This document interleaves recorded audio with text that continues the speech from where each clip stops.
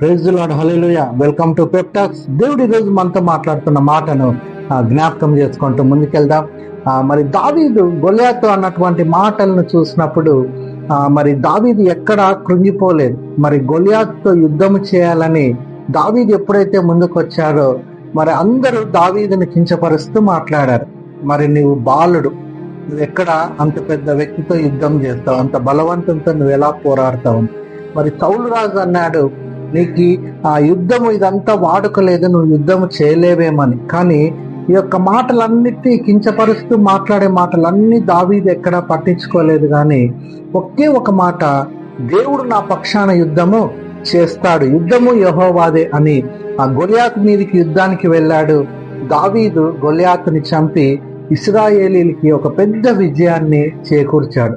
ఈరోజు ఈ మాట చూస్తున్న, ఈ మాట వింటున్న నీ జీవితంలో కూడా నిన్ను కృంగజేసే మాటలు చాలా మంది మాట్లాడచ్చు.